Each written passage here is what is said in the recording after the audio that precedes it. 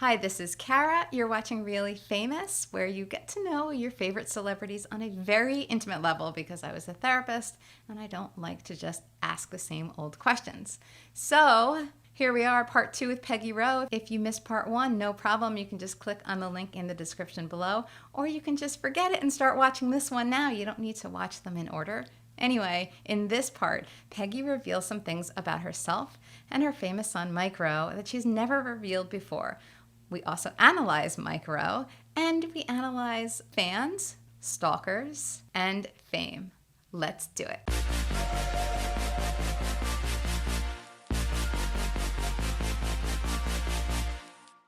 Do you want Mike to get married and have kids? What do you think about all of that situation? Well, Mike has been in a committed relationship for years, longer than most marriages. That will not end. That's for good, and we love her, and so we would not change that. That's a good thing. Um, and I think that Mike can be just as popular with people when they know that um, he's not available to date. Right. Right. Oh, so you mean some people don't like it to be public if they're dating somebody, right? Because it makes them Oh, think right. look Like they less. don't stand a like they don't stand a chance. Um, and I had people say to me, and I like to think they're kidding, on my social media page, um, I hope to be your daughter-in-law someday. And I think they're kidding. But that's not unusual, that kind of comment. Or Yeah. would you like to adopt me, except that I'm hoping to be your daughter-in-law. So that really wouldn't work, they I'm say. not surprised. I think they probably do think it, which is so, it's a little bit bizarre. But I do, again, it's some people too. It's like I was saying, maybe like 10 people who there's something about them that people feel like that's the perfect person for Yeah, me. they feel safe. I think they feel safe with Mike, and I mean that as a compliment. Hmm. They feel safe talking to him. He's not going to be rude to them. He's not going to push them away. Um, he's just a good. He well, Yeah. I sound like a mother, but he is just a good person. You He are a really is. mother. But Yeah, also, yeah. and you can tell that there's a realness about him too, right? He'll say what he needs to say. He's not just sugarcoating everything. So maybe there's something about that too that's appealing because he seems more authentic that way. I think so. He is honest. He says what he means, Hmm. um, and that's a good thing, especially with celebrities. I mean, they seem so often so shallow, um, and they're just telling you what they think you want to hear. Hmm. But Mike says it like it is, No, and right, right. I mean, even with his foundation, it's such a he's such a generous person in that respect. He's told you this story. I watched your Oh, interaction with him, but okay. he thought the world of his grandfather, my father, who lived next Yes. door, and he so admired the work that he did. And he was a tradesman. He was an electrician, the electrical contractor, Hmm. and Mike just so admired that and wanted to follow in his footsteps. But he just has no skills Yeah. I in remember that that story. respect. Yeah, right. Yeah. And so his grandfather said to him, "Well, Mike, you are not without talent. You're not without skills. You just need a different toolbox." That's how Mike tells the story. You just need a different toolbox, not the one that I use. And so Hmm. I think Mike did come to the realization that he was not going to be a tradesman, but Right. he certainly has tried his hand at a lot of the jobs. Yes, for sure. So that reminds me too of since you heard our talk, something just somebody told me about something that he had said to me, and it's about you during that talk. So I was at my town library a couple weeks ago, and the director of the library is pregnant, and she said, I have been thinking a lot. I've watched or listened to your Mike Rowe conversation, and something he said really stuck with me now that I'm going to become a parent. It was what Mike said about he knew from you and your husband that the two of you were each other's number one priority, or at least your husband said that about you being his top priority. The kids come second. Do you remember that?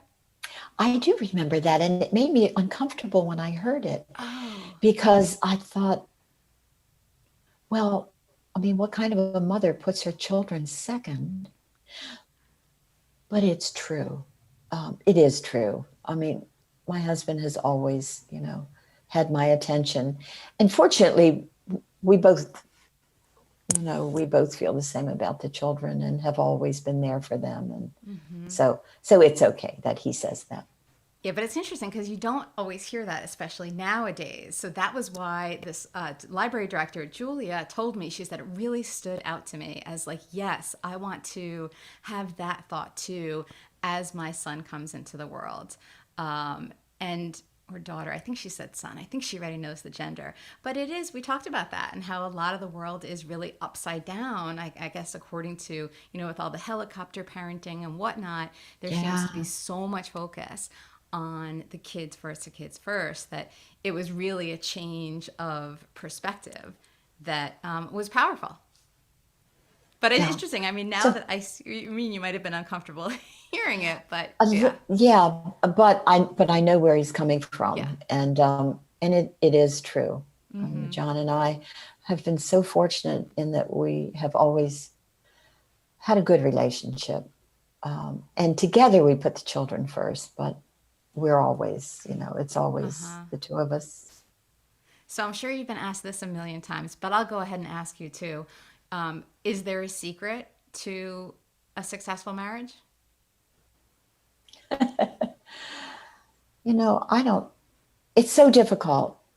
I don't know how you can do it without a whole lot of love, without considering that person first and loving that person as he was as a child and as an adult, as your husband, as a father, really appreciating his role in your life. I think you really have to have, and it just sounds so trite. Yeah, you have to love each other. But there's love and there's love. He is first with me, and has been for a long time. And there is nothing he wouldn't do with me. And I can remember telling Mike one time, your father worships me. And then I thought about it. I thought, that sounds kind of creepy. But he truly does. There is nothing my husband wouldn't do for me. And I know that. And growing up, there was nothing he wouldn't do for his children. Hey, I saw him in the basement at 3:00 in the morning helping somebody to do a term paper that they had put off till the last minute. And it might have been Mike. Brutal. Absolutely. There was nothing, he wouldn't do to help his children succeed. So you hit the lottery too. That maybe is part of the secret. Yeah, I think I really did. He'll tell you he did, but yeah, I did. So match made in heaven, good pair. So, all right, I have some fan questions I'd love to run by you. We'll do a little fan Q&A section. Are you okay with that? Sure. Okay, good. Absolutely.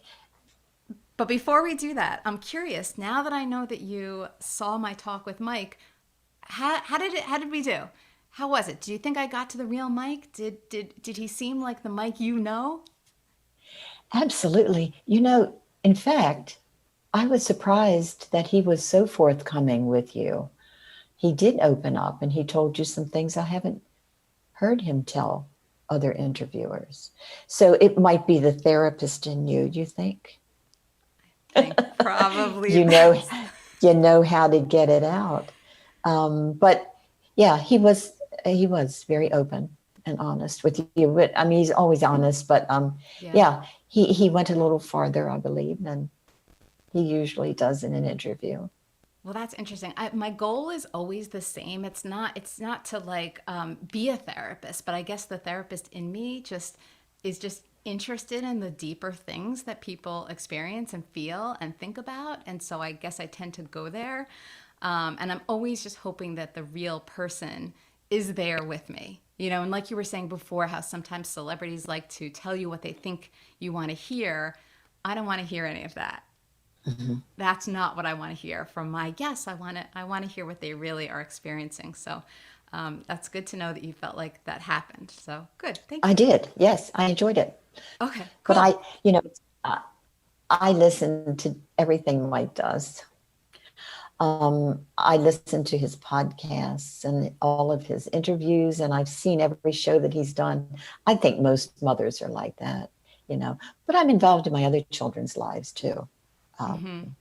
so I don't feel like, it's one way because it Right, isn't. right. Well, my mom and dad do the same for me. They'll be watching and listening to this as well. So either they'll be listening to the podcast or they'll be watching us on YouTube. And I love it. And I can tell that they get joy from it too, which is wonderful. It's a wonderful experience to be able to share that. And then, of course, we can talk about it when we're together. Oh, I heard when you guys talked about this. Da, da, da. So they give me their feedback. It's interesting. Yeah. Oh, it is. Um, like I say, it's take your parents to work with you every Yes. day. Yeah, Love you that. get to share. You get to share in their passion. The things that make them happy, the things that turn them on. You get to really see Yeah. the complete person, and that's a good thing. Yeah. That's a gift. I agree. Yeah. All Hmm. right. So the fan questions. All right. Judy wants to know, how does it feel to be a Facebook celebrity? But I think we kind of covered that already, didn't we? Um, it is nice when I'm at a book event and I sense the enthusiasm of the audience, and I will just, as an aside, say, "By the way, are there any of my little Facebook friends here today?" And it's so rewarding to hear the screams and the people shouting and saying yes and putting their hands up. That part of it's fun. Yeah, that's fun. But like I say, I like them to be there because they love what I'm writing a couple of times a week. Okay, good. Good answer. Adam wants to know, are you a sports fan or you couldn't care less? You know, if you've read my first book about my mother, there's a baseball glove and ball on the cover for a Uh-huh. reason. My mother was an avid Baltimore Orioles fan. She loved the Orioles. She was an extreme fan. She danced in the aisles at the stadium. She threw her underwear at the television. She shouted obscenities at umpires. That's what kind of fan she was. So I grew up being an Orioles fan. And in recent years, they're not doing so well. And I'm sorry to say, I've lost a little bit of my enthusiasm. I hope it comes back, but every once in a while, my husband will look at me and he'll say, "What do you think your mother thinks of this? You haven't watched an Orioles game in 2 weeks or whatever." And I'll say, "I hope she can't see me." The guilt She would kicks be, in. yeah, she'd be so disappointed. Okay, Wendy would like to know about your move to the home. She wants to know, did something precipitate your decision to move to the home, or is it something you had always planned all along or for a long time? Years ago, my parents moved into the home, the same home where we are. And I got to know it. We lived only 10 minutes away, and I was here practically every day because you do need an advocate on the outside. I knew only good things about this place. And so when we got to be a certain age, my husband's going to be 90 next year in Congratulations. 2023. Um, no, in 2022, he'll be 90. That's right. This is 2021. It's like we lost a year. Yeah. Um, and he will be 90. There are so many wonderful activities here. And I wanted him to be able to participate in these activities while he's still so vital and active. And I'm 83, and I know for a fact there's so many things here that I would enjoy. And to be perfectly frank, I've had it. I've had it with cooking. I don't miss cooking a bit. I don't have to cook anymore. It's wonderful. That's a good thing. Okay. Yeah. Where does your motivation and strength come from to pursue all that you have accomplished later in life? Asks Laura. My motivation and strength. I talk about how fortunate I have been my entire life, having the perfect parents, and they were the perfect parents. And I had a sister and a dog. My parents, they were very tolerant of my obsession with horses. And not everybody's that fortunate to be raised in a house filled with love and support. They gave me boundaries. I like to think that that has, has played into my personality and my character, and I think it has. Okay. Dan Kronk would like to know, will Mike run for president?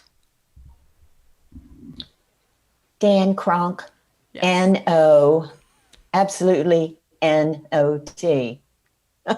You heard it from me. I feel like you have a strong sense of that. I think that's the worst job in the world to have. I really do. I wouldn't wish it on my worst enemy. I think Mike can accomplish things without being the president. I think he already has. Yeah, that's good to hear. Dawn would like to know, have you ever done a search on Ancestry.com? Like, have you ever researched your family tree? I have not, but I have relatives who have. And one of these days I'm going to go there and in a very detailed way read about it. But no, not personally. Okay. Was Mike helpful around the house? Asks Glenna. That's a funny question. Children are funny. They can be very helpful with things that they enjoy doing. He was good up in the garden chopping wood. And he was good going into the woods to fell a tree with his father, or to chop up wood and put in the cart and drive the cart. And he cut his share of the grass. But as far as helping in the house, I never really did have expectations there of my sons. I mean, I expected that they pick up their room and make their bed and pull their weight. But as far as housekeeping chores, I never really did have expectations there. Okay. And Mary would like to know if you have always seen the humor in everyday existence. It's funny because there's a friend here from high school, and she just loves my books. And she said, "Peggy, I don't remember you being funny in high school." And so I guess I was not funny earlier on, but I have always appreciated humor. Yes, it's always been important to me. I gravitate toward humorous books, humorous authors. So yeah, I've always seen the humor, although nobody's ever called me a comedian. Okay. And now I'll ask you a couple of questions based on some things that you said earlier. So one, you said that you're not perfect, which, okay, nobody's perfect. What's one of your biggest flaws? It's funny. Funny you should ask that today. Okay. Because here at the home, there are so many activities that we enjoy. And one of them is shuffleboard. And my husband plays twice a week on teams, and he's good. And I'm not too bad, but I'm not as good as he is. And every once in a while, we will play together. And just yesterday afternoon, we played together. I don't know if you know about shuffleboard, but you push these little round, I think they're called pucks. Some people call them quates, but we call them pucks. You push them to the end of the table and hope that yours gets closest to the end so that you can get a point. Well, when I get close to the end, and then it's my husband's turn, and he pushes his puck into mine and knocks it off the table and sticks right there and gets the point. I find that very personal. It's an affront. And I've always thought of myself as a good sport, but I find here lately I really resent when he does that. And so I think we're just going to give shuffleboard a little bit of space for a while because I can't be trusted to be a good sport. I'm a better sport in pool because in pool you're sort of on your own. You know, you hit your own ball and he's not going to knock you out of the way. But I just found it intensely personal when he knocks my pucks off of the table. Interesting. Okay, my last question is, what is the image that people have of you and how is it different from the reality of who you are? I think people see me as a pretty confident person, confident in my achievements, confident in my performance. But I've written a story for my third book about my relationship with the piano, which really tells it all. I took piano lessons as a child, and there's a story in my first book about my piano lessons, my mother forcing me. I love playing the piano. I thoroughly enjoy it, but I cannot play the piano in public. I don't know if I get nervous or what it is, but knowing that people are watching me and listening to me, oh my goodness, it's as though I've never seen the music before, and I make mistake after mistake after mistake. Here at home, I'm amazing. I'm really good. I impress myself. But in public. So, what was your question? Were you asking me about shortcomings? I was asking you about. You already told me about your shortcomings, but. I think what you were saying is that you see. My question was, how are you? What do people think? What's the image people have of you, and how is it different from reality? I think you were saying that you're maybe not as confident as you appear.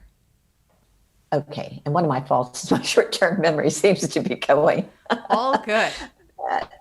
No, yeah, people think I seem pretty confident, but I'm not. If you were to ask me.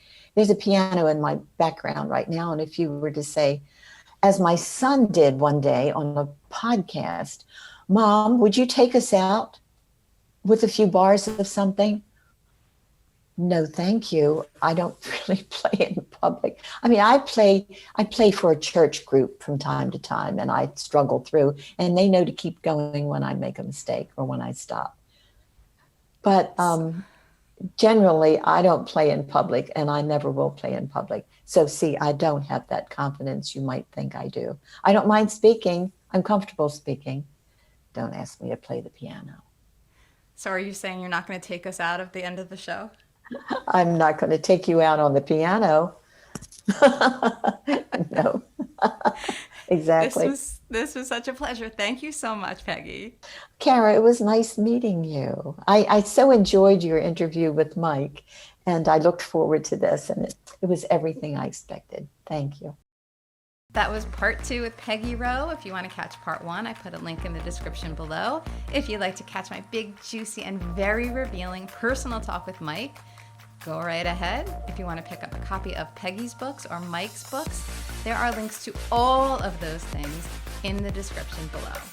Drop a comment, let me know what you think about this talk, what you'd like to see in the future, what you think of Mike, what you think of Peggy, thoughts on Really Famous, whatever. Drop a comment, I read them. Tap the like button, tap the subscribe button, and you will be set. Thanks for watching. I'm Kara. See you next time.